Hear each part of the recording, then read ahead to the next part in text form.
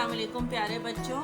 आज हम adventures of Tom Sawyer की बुक से चैप्टर नंबर 5 यानी सबक नंबर 5 पढ़ेंगे, द ट्राइब।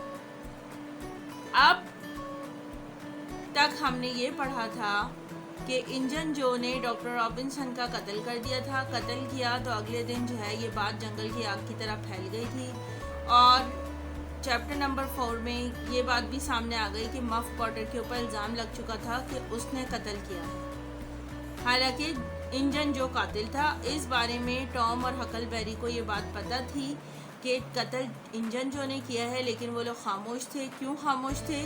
क्योंकि वो लोग इंजन जो से खौफजदा थे कि इंजन जो किसी वक्त भी उनका कत्ल कर देगा अगर उसको ये पता चल गया कि इस कत्ल में इंजन जो शामिल है और मफ पॉटर का कोई कसूर नहीं है। और ये बात इंजन जो के अलावा भी कोई जानता है, तो टॉम सॉयर और हकलबेरी को फिर वो ज़िंदा नहीं छोड़ेगा, क्योंकि इंजन जो बहुत ही ख़तरनाक आदमी था। द डेज पास्ट, दिन गुजरते गए। आखिरकार जो गर्मियाँ थीं, वो गर्मियों का जो मौसम था वो एकदम तेज़ हो गया।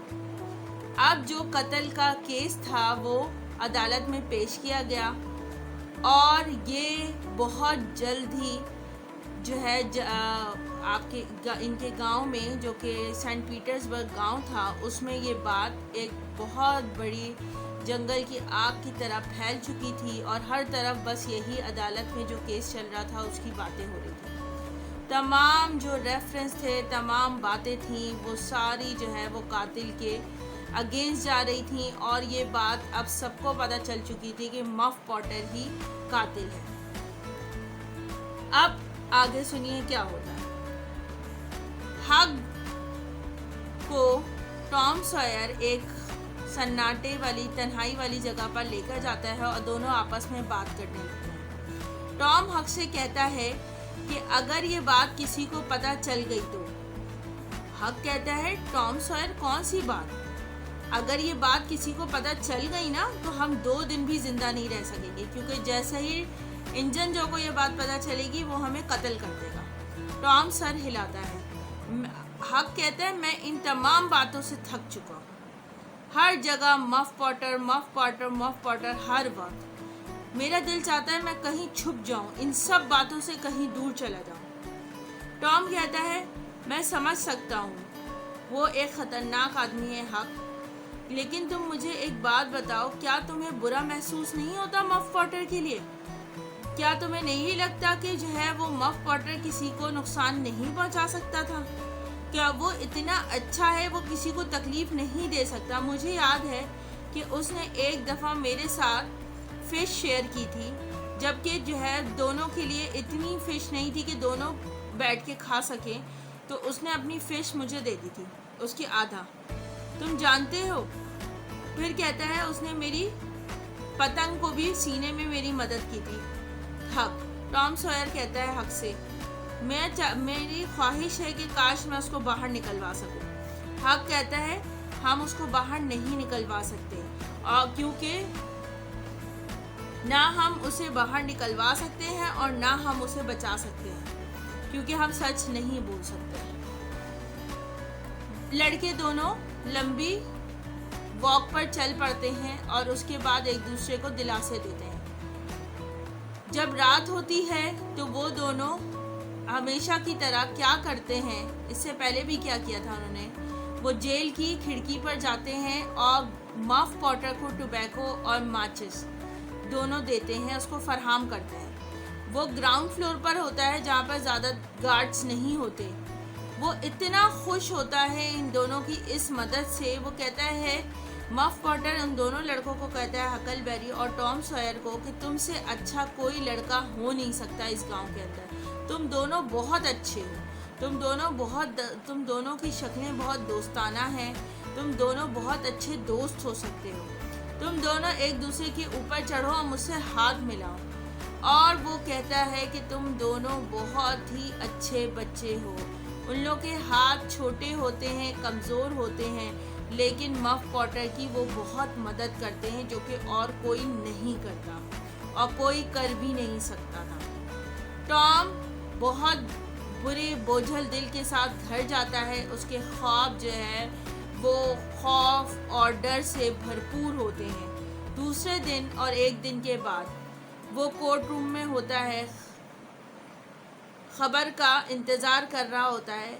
हक भी यही तजर्बा करता है और दोनों के दिल जो है वो दर्द से भरे हुए होते हैं। आखिरकार दूसरे दिन विलेज में बातें यानी गांव में बातें होने लगती हैं कि इंजन जो ने जो शहादतें दी हैं वो ना तब्दील हो रही हैं और ना और कोई गवाह मिल रहा है। इसका मतलब ये है कि ज्यूरी ने यानी जो जज वगैरह है उनका फैसला यही होगा कि मफ पॉटर ही मुजरिम है और उसी को सज़ा सुनाई जाएगी। उस दिन टॉम रात देर तक बाहर रहता है और बहुत देर से घर आता है और अपने कमरे में जाने के लिए यानी अपने बिस्तर पे पहुंचने के लिए वो खिड़की का इस्तेमाल करता है। वो उस दिन बहुत एक्साइटमेंट से भरपूर था। थोड़ी ही देर गुजरती है, कुछ ही घंटे गुजरते हैं और वो सो जाता है। तमाम गांव के लोग अगले दिन कोर्ट हाउस में यानी अदालत में पहुंचे हुए होते हैं सुबह सुबह। ये एक बहुत बड़ा अजीम दिन होता है। अब कोर्ट में केस चल रहा होता है। तमाम तर एक्सप्लेनेशन, डिटेल्स, तफसीलात सब कुछ यही इर्द गिर्द के माहौल को बता रही होती हैं कि जो ग्रेव यार्ड यानी कब्रिस्तान होता है उसके अंदर कत्ल करने वाला कोई और शख्स नहीं, मफ पॉटर ही था, डॉक्टर रॉबिन्सन का। काउंसिल फॉर द प्रोसिक्यूशन कहते हैं, वो आखिरकार जो है वो खुलासा करते हैं, फैसला कर सुनाते हैं कि जो शहरियों की हल्फ उठाने के बाद हम जिसके ऊपर शक कर सकते हैं वो शक यही है कि ये जो इतना बुरा जुर्म हुआ है वो इसी प्रिजनर ने यानी इसी कैदी ने किया है और मैं अपना केस यहीं छोड़ता हूँ। उसके बाद गरीब पॉटर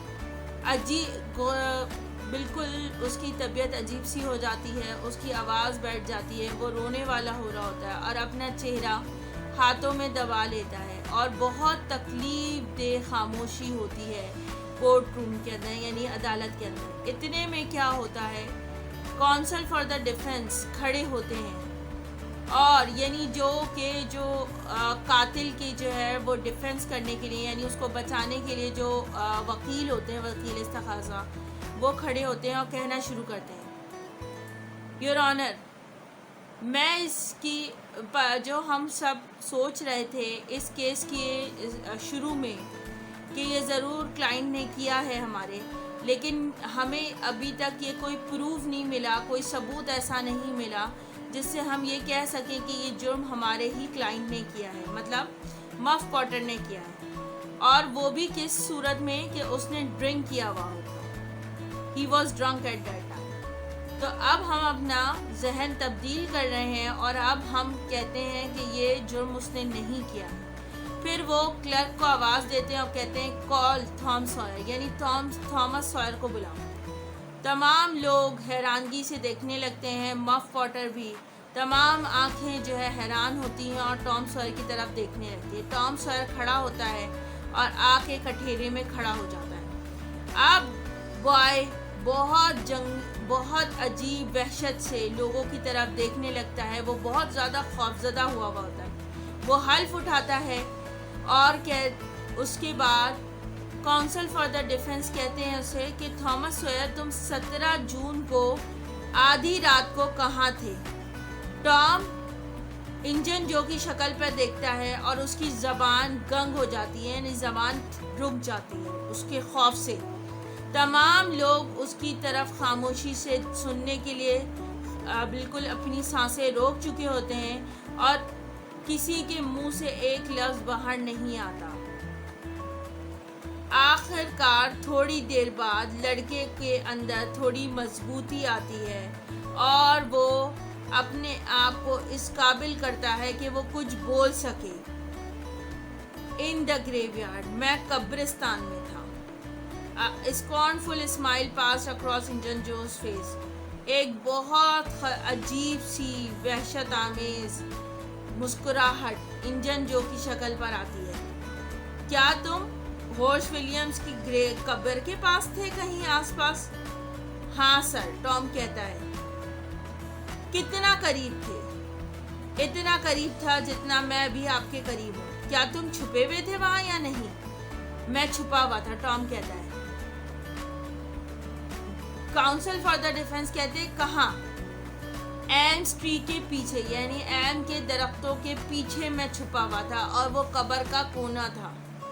इंजन जो एक अचानक से शुरू करता है और तमाम आंखें उसकी तरफ से हटकर अब टॉम की तरफ होती हैं। अब क्या होता है कि सब, तुम्हारे साथ और भी कोई था? वो कहता है, हाँ, मैं वहां गया था। किसके साथ? अभी वो बोलने ही वाला होता है। ठहरो ठहरो, अभी ये बात किसी के सामने जाहिर नहीं करो। मैं अभी नहीं चाहता कि वो नाम सामने आए जो तुम्हारे साथ था। फिर हम एक अच्छे वक्त पे उस नाम को सामने लाएंगे। क्या तुम्हारे साथ कोई चीज़ थी? क्या तुम्हारे पास कोई चीज़ थी जो तुम वहाँ लेकर गए थे? टॉम हिचकिचाता है और वो परेशान सा भी होता है और फिर कहता है, सिर्फ एक मरी हुई बिल्ली। सारे लोग अदालत के अंदर हंसने लगते हैं। सबके हंसी आने लगती है कि ये क्या कह रहा है कि एक मरी हुई बिल्ली लेके गया था वो। अब सवाल आगे से बात होती है, तो ये ऐसा तो नहीं है कि वो उसका स्केलेटन बनाने गया हुआ कब्रिस्तान में, यानी उसका ढांचा बिल्ली का। नाउ मेरे बच्चे, अब बताओ जो कुछ भी वहाँ हुआ और अपने अल्फाज में एक एक बात बताना। कोई ऐसी चीज़ ना हो जो तुम छोड़ दो और कोई खौफजदा होने की ज़रूरत नहीं। टॉम शुरू होता है। पहले तो वो हिचकिचाता है, लेकिन रफ्ता रफ्ता उसके अंदर मजबूती आती जाती है और वो बोलता ही चला जाता है। तमाम कहानी वो सुना देता है। थोड़ी देर में हर आवाज़ खामोश हो जाती है, सिर्फ उसकी आवाज़ सुनाई दे रही होती है। हर बंदा जो ऑडियंस में सामने बैठे हुए होते हैं लोग, वो सब उसकी तरफ देख रहे होते हैं, उसके एक एक लफ्ज़ पर गौर कर रहे होते हैं और वक्त का किसी को एहसास ही नहीं होता। सब उस कहानी में खो जाते हैं। आखिरकार टॉम खुलासा करता है उस कहानी का कि जब डॉक्टर सामने आया तो मफ पॉटर गिर गए। इंजन जो ने उछला और उसने छुरी पकड़ी और अभी वो कहता ही है, क्रश, टूटने की आवाज़ आती है शीशे की और बिजली की सी तेज़ी से इंजन जो खिड़की से फरार हो जाता है, तमाम रास्ते तोड़ता हुआ बगैर रुके हुए, और वो चला जाता है। और टॉम यहाँ पर हीरो बन जाता है और यहाँ तक कि उसका नाम प्रिंटिंग के लिए यानी छपने के लिए चला जाता है गांव के अखबार में। अब तो सब मफ पॉटर की तरफ देखते हैं और उस बेचारे से शर्मिंदा होते हैं। अब वो बेहतर महसूस करता है मफ पॉटर, और सब खुश होते हैं कि वो मजलूम था, मासूम था, उसने कुछ नहीं किया था। टॉम के दिन गुजरते जाते हैं और टॉम खुश होता है, लेकिन रातें उसकी खौफनाक होती हैं, डर से भरपूर होती हैं। उसके ख्वाबों में सिर्फ और सिर्फ इंजन जो होता है, जो कि हर वक्त उसको धमकियां दे रहा होता है कि मैं तुम्हें कत्ल कर दूंगा। किसी वक्त भी उसका कत्ल हो सकता था, उसको यही खौफ होता है। गरीब हक को भी खौफ होता है, वो खौफजदा होता है कि कहीं ऐसा ना हो कि टॉम ने जब कहानी का वकील को सुनाई हो तो मेरे बारे में भी बता दिया हो। हालांकि ये नाम, उसका नाम किसी के सामने नहीं आया होता, लेकिन क्या पता यहाँ पे लोग इतना झूठ बोलते हैं, उसको लोगों की सच्चाइयों के ऊपर यकीन ही नहीं होता। उसको पता है कि लोग सामने कुछ और पीछे कुछ होते हैं, यानी मुनाफिक होते हैं, तो उसका ये ख्याल होता है। तो वो खौफजदा होता है कि किसी वक्त भी ये बात पब्लिक में यानी लोगों में आम हो सकती है और किसी वक्त भी कान जो वकील साहब थे वो किसी वक्त भी ये राज नहीं रखते और किसी वक्त भी किसी को भी बता सकते हैं, तो तब हक का क्या होगा। टॉम का तो हर वक्त टेंशन से बुरा हाल होता है। और टॉम ने क्या किया होता है, जिस रात वो देर तक बाहर था, यानी अदालत में उस दिन फैसले से एक रात पहले, तो वो वकील के पास गया था, उनको अपनी सारी बात बता दी थी। हक को बहुत कम यकीन होता है इंसानों के वादों के ऊपर। मफ पॉटर अब पहले से बेहतर होता है। टॉम बहुत खुश होता है। हर रात उसकी बहुत खामोश गुजरती है टॉम की। आखिरकार टॉम खौफ से हालत बुरी होती है उसकी। इंजन जो अभी तक पकड़ा नहीं गया होता, हर कोई उससे खौफजदा होता है और सबको पता होता है कि जब तक वो नहीं पकड़ा जाएगा, टॉम सॉयर को भी ये बात पता होती है कि जब तक वो नहीं पकड़ा जाएगा तब तक जो है उसकी ज़िंदगी सेफ नहीं है, यानी उसकी मतलब उसकी ज़िंदगी ख़तरे में है। जब तक वो मर नहीं जाता है या उसकी डेड बॉडी यानी मरी हुई इंसान की बॉडी यानी इंजन जो कि डेड बॉडी अगर वो ना देख ले, तब तक उसको यकीन था कि उसको यकीन नहीं आएगा कि वो मर चुका है। मतलब सिर्फ उसको सुनने पे यकीन नहीं था। अगर जब तक वो इंजन जो को अपने सामने मरा हुआ नहीं देखेगा, तब तक उसकी ज़िंदगी में सुकून नहीं आएगा। उसको ज़ाहिर इनामात देने के लिए जो है वो किया जाता है कि पूरे गांव में ऐलान कर दिया जाता है और उसके इर्द गिर्द के मुल्क में भी ऐलान कर दिया जाता है कि जो भी इंजन जो को पकड़ कर लाएगा उसको इनाम दिया जाएगा। दिन गुजरते रहते हैं। हर दिन जो है वो बहुत भारी, खौफजदा और परेशानी से भरपूर होता है टॉम सॉयर और हकलबेरी फिन के लिए। तो बच्चों, कहानी आज हम यहीं तक रखते हैं और आज की कहानी यहाँ पे ख़त्म हुई। Thank you so much. अल्लाह हाफिज़। Bye bye.